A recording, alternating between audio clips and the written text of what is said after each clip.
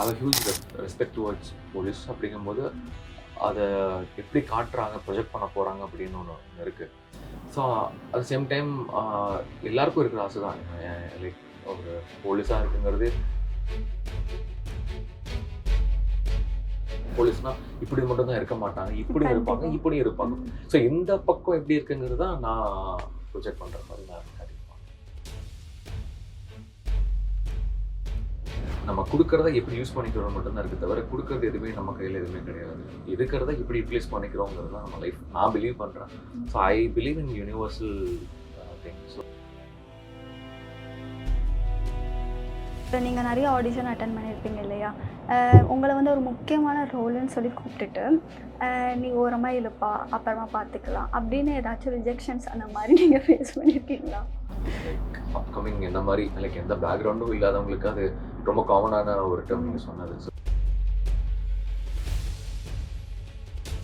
உங்கள் ராஜேந்திரா சேல் கோலாகல March clearance sale March 1 முதல் 31 வரை 60% வரை தள்ளுபடி விலையில் ராஜேந்திராஸ், நேரு வீதி, பாண்டிச்சேரி. ஸ்நேகிதினியர்களுக்கு வணக்கம். This is Padmaja.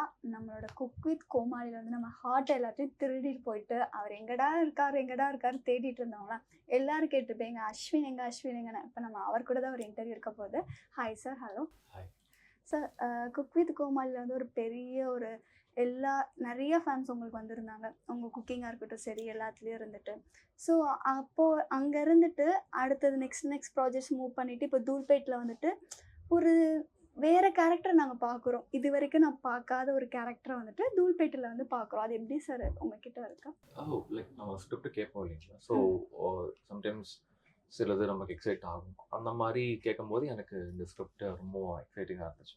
So director ma'am கிட்ட பேசும்போது தென் அவங்க ஒரு லைக் இந்த கேரக்டர் ஆர்க் என்னங்கிறது கிளியர் எக்ஸ்பிளைன் பண்ணாங்க. எனக்கு புதுசாக இருந்துச்சு. ஸோ நான் சொன்னேன், எனக்கு ரொம்ப புதுசு. ஸோ எனக்குமே இது ஹெசிடெண்ட்டாக தான் இருக்குது. அப்புறம் எனக்கு அவங்க ஒரு ஸ்ட்ராங்காக ஒரு சொன்னாங்க. லைக் எனக்கு ஒரு ஐடியா இருக்குது, நான் லைக் நீங்கள் கரெக்டாக இருப்பீங்கன்னு தோணுது அப்படிங்கிற மாதிரி அவங்க சொல்லும்போது அவங்க கன்வின்சிங்காக லைக் சொன்னாங்க. லைக் ஓகே, இது செட் ஆகும், ஒர்க் அவுட் ஆகும். சரி, ஓகே சார். நாங்களுமே வந்து எக்ஸ்பெக்ட் பண்ணவே இல்லை உங்ககிட்ட இந்த ரோல் நீங்கள் வந்து கொடுப்பீங்க அப்படின்னு சொல்லிட்டு. அதுவும் அந்த ரோலில் வந்துட்டு எல்லாருக்கிட்டையும் நீங்கள் சைலண்ட்டாக தான் இருப்பீங்க. ஆனால் அந்த ரோலில் வந்து ஒரு ஸ்ட்ரிக்டான போலீஸ் ஆஃபீஸராக இருக்கீங்க. ஒரு பக்கம் வந்துட்டு அந்த சார் வந்துட்டு ஒரு கூலிங்கான ஆஃபீஸரு. ஸோ எங்களுக்கு வந்து நல்லா அந்த கேரக்டர் நல்லாவே வெளியவே வந்துட்டு பிரபலமானுச்சுன்னு சொல்லலாம். ஸோ வந்துட்டு அந்த கேரக்டர் பண்ணும்போது உங்களுக்கு ஒரு பயம், ஏன்னா அந்த ஒரு கேரக்டர் ரொம்ப ஒரு பெரிய ஒரு ரோல் ரெஸ்பான்சிபிலிட்டினே சொல்லலாம் இல்லையா? அப்படி உங்களுக்கு ஏதாட்டும் இருந்திருக்கும் இல்லையா? கண்டிப்பாக அந்த ஒரு யூனிஃபார்ம் போடும்போது உங்களுக்கு ஒரு பயம், இந்த ரோல் நம்ம கரெக்டாக பண்ணிடுவோமா, நம்மளை நம்பி ஒருத்தவங்க கொடுத்துருக்கான், அந்த மாதிரி உங்களுக்கு ஃபீல் பண்ணியிருக்கீங்க?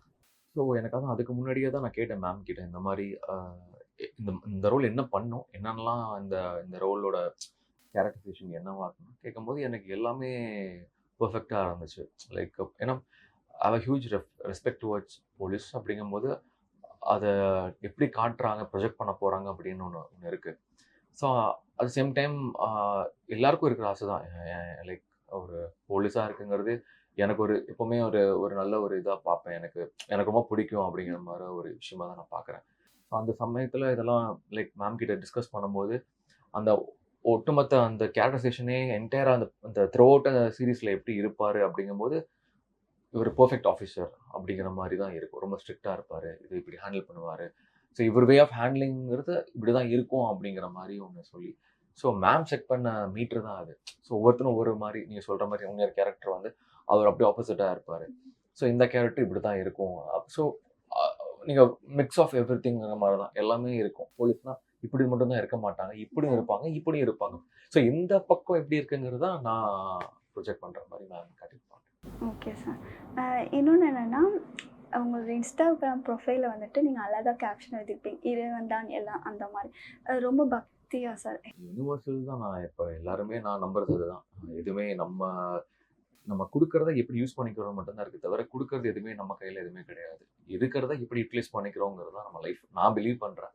So I believe in universal thing. So அதனால் நான் கடவுளை நம்புகிறேன். அந்த கடவுளுக்கு மதமோ இதுவோ எதுவும் கிடையாது. எல்லா ரிலீஜனும் எனக்கு ஒன்று தான். Okay sir. இன்னொன்னு என்னன்னா, நீங்க நெறைய ஆடிஷன் அட்டெண்ட் பண்ணியிருப்பீங்க இல்லையா? உங்கள வந்து ஒரு முக்கியமான ரோல்ன்னு சொல்லி கூப்ட்டுட்டு, "நீ ஓரமா இழுப்பா, அப்புறமா பார்த்துக்கலாம்." அப்படின்னு ஏதாச்சும் ரிஜெக்ஷன்ஸ் அந்த மாரி நீங்க ஃபேஸ் பண்ணியிருக்கீங்களா?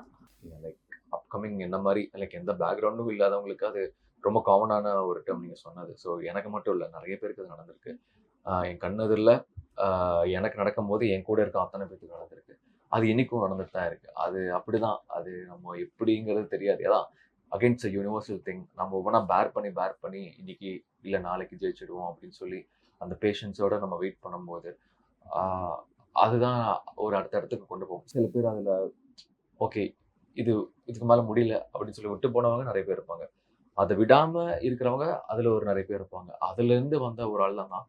அந்த மாரி வந்தவங்க இன்னும் நெறைய பேர் இருக்காங்க. என்ன மாரி வந்தவங்களும் இருக்காங்க. ஸோ அது ரொம்ப காமனான டெர்ம் ஆக்சுவலி. அது எல்லாருக்குமே நடக்கும். நீங்க வந்து யார் கேட்டாலும் இன்னொன்னு என்ன சார், நம்ம இந்த ஒரு ஸ்டேஜுக்கு வர்றதுக்கு ரொம்ப கஷ்டப்பட்டுருப்போம் இல்லையா? ஆனா இருந்தாலும் நம்மளுக்குன்னு ஒரு ஃப்ரெண்ட் இருப்பாங்க கண்டிப்பா நம்ம லைஃப்ல சக்ஸஸ் ஆகுறதுக்கு. நீங்க ஒரு ஃப்ரெண்டுன்னு மென்ஷன் பண்ணுவீங்க. ஆனா அந்த ஃப்ரெண்ட பத்தி நீங்க வந்து நேமோ, யார் இவங்க அப்படின்னு சொன்னதே இல்ல. அத பத்தி ஏதாச்சும் சொல்லலாமா சார்? ஒரு ஃப்ரெண்ட மட்டும் அந்த மாரி பீப்பிள் பார்க்கறது ரொம்ப கஷ்டம். ஸோ ஃபார் எக்ஸாம்பிள் இப்போ இன்னைக்கு வரைக்குமே எனக்கு இந்த இடத்துக்கு நான் வந்திருக்கேன் காரணம் கேட்டீங்கன்னா, லைக் எல்லாம் எனக்கு தெரிஞ்சவங்க அப்படின்னு நான் சொல்லவே மாட்டேன். இன்னைக்கு வரைக்கும் நான் இந்த இடத்துக்கு வந்ததுக்கு காரணம் ஒவ்வொரு ஒவ்வொரு ஒவ்வொரு இடத்துல ஒவ்வொருத்தவங்களும் ஒவ்வொரு ஹெல்ப் பண்ணியிருப்பாங்க. ஆனா எனக்கும் அவங்களுக்கும் எந்த சம்மந்தமே கிடையாது. ஆனா அவங்க எக்ஸ்பெக்டேஷன்ஸ் என்னன்னு கேட்டா அதுவும் கிடையாது. Even today after coming here people like பண்றதுக்கு ரெடி. But they want that reward கேட்குறாங்க. நீ என் பேரை சொல்லணும் அப்படின்னு சொல்லி இருக்கிறவங்க நான் ம். பார்த்துருக்கேன் இங்க வந்து.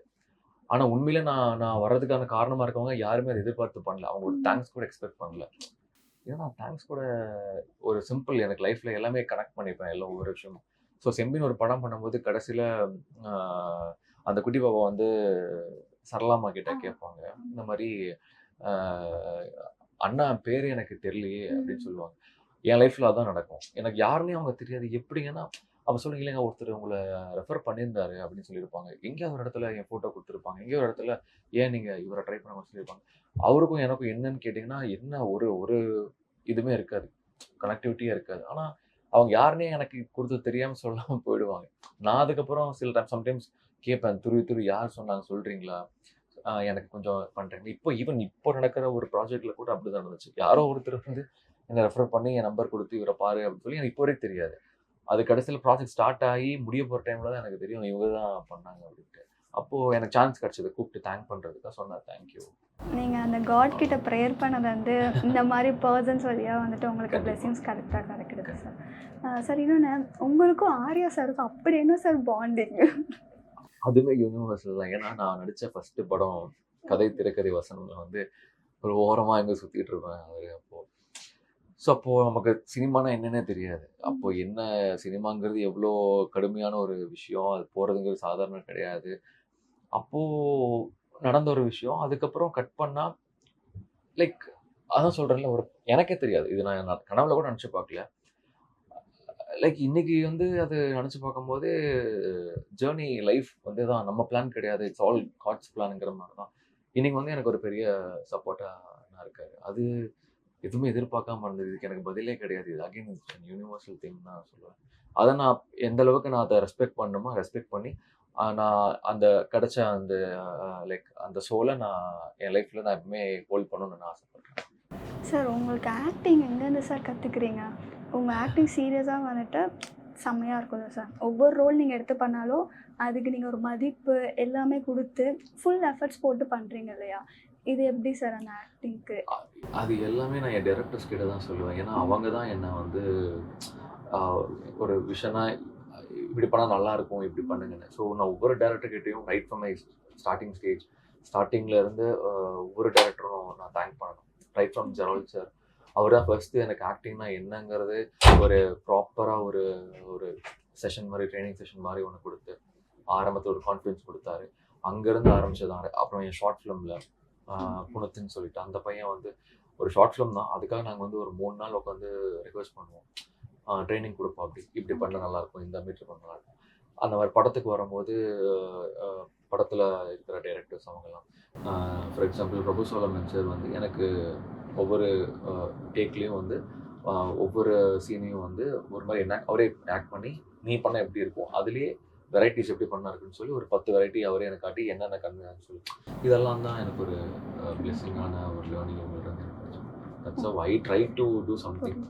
பட் கற்றுக்க வேண்டியது நிறைய இருக்குது. கண்டிப்பாக சார். சார் அப்புறம் வந்துட்டு உங்களோட இன்ஸ்டாகிராம் பேஜ் பார்த்தோம், உங்களை நாங்கள் டெய்லி ஃபாலோ பண்ணிகிட்ருக்கோம். சாருக்கு வந்து பைக் ரேஸ்னால் ரொம்ப பிடிக்கும்னு நினைக்கிறேன் இல்லையா? கரெக்டாக. சரி, ஓகே சார். நான் இன்னும் ஒரே ஒரு டெஸ்ட்டு. அஜித் சார் மாதிரி உங்களை எதிர்பார்க்கலாமா? அந்த சைடு வந்து அஜித் சார் கார் ரேஸு, இந்த சைடு ஏகே அஸ்வின் குமார் வந்து பைக் ரேஸ், அந்த மாதிரி நாங்கள் எதுவும் எதிர்பார்க்கலாமா பிக்கஸ்ட் இதில்? எனக்கு கார், பைக்கு, ஸ்போர்ட்ஸ் இந்த மாதிரி அத்லெட்டிக்ஸ் எல்லாமே எனக்கு பிடிக்கும். ஸோ நான் ஸ்பெசிஃபிக்காக ஒன்றும் இல்லை, நான் எல்லாத்துலேயும் இருக்கணும்னு ஆசைப்படுவேன். எனக்கு என்ன பிடிக்குமோ, எனக்கு என்ன பிடிக்குமோ அதை நோக்கி தான் போகிறேன் தவிர எனக்கு இவங்க அவங்கன்னு சொல்லி யாரையும் நான் வச்சு இல்லை. உங்களோட ஃபேன்ஸே வந்து சொல்லிட்டு இருக்கிறாங்க, அந்த சைடு அஜித் குமார்னா ரேஸ், இந்த சைடு வந்து அஸ்வின் குமார் ஏகேனா பைக் ரேஸ் அப்படின்னு சொல்லிட்டு ஒரு அவருமே பைக் ஓட்டு வரேங்க, அவரும் பைக்கும் ஓட்டுவார், கார் ஓட்டுவார். அப்படிலாம் இல்லை, எல்லாமே எல்லாத்துக்கும் இருக்கிற பேஷன் தான் எல்லாருக்குமே இருக்குது. அது எந்த அளவுக்கு நம்ம எஃபர்ட் எடுத்து அதை அந்த இதுக்கு நான் நிறைய சாக்ரிஃபைஸ் பண்ணியிருக்கேன். அந்த மாதிரி ஒவ்வொருத்தங்களுக்கு இருக்கும். சில பேர் வேணாம், லைக் நமக்கு டைம் இருக்காது, நான் அதுக்காக நிறைய விஷயங்கள் நான் சாக்ரிஃபைஸ் பண்ணி போவேன். அந்த மாதிரி தான் அது எல்லாருக்குமே பிடிக்கும். பசங்களுக்கு பைக் பிடிக்காத பையன் இருக்கவே மாட்டான், கார் பிடிக்காத பையன் இருக்க மாட்டான். அது ஒரு ஒரு ஜென்ரிக்கான ஒரு விஷயம். அதில் நான் ஒரு சேஃபாக நான் பண்ணணும்னு நினைக்கிறேன், அவ்வளோதான். தவிர மற்றபடிக்கு எல்லாருக்கும் இருக்கிற விஷயம் தான். உங்கள் ராஜேந்திரா சேல் கோலாகல மார்ச் கிளியரன்ஸ் சேல் மார்ச் 1 முதல் 31 வரை 60% வரை தள்ளுபடி விலையில். ராஜேந்திராஸ், நேரு வீதி, பாண்டிச்சேரி. மக்களின் நாடித் துடிப்பை உணர்ந்த செய்தி தொகுப்புகள், அரசியல் களத்தை உற்றுநோக்கும் கோணங்கள். உங்கள் குமுதம் நியூஸ் 24/7 லிங்க் டிஸ்கிரிப்ஷனில்.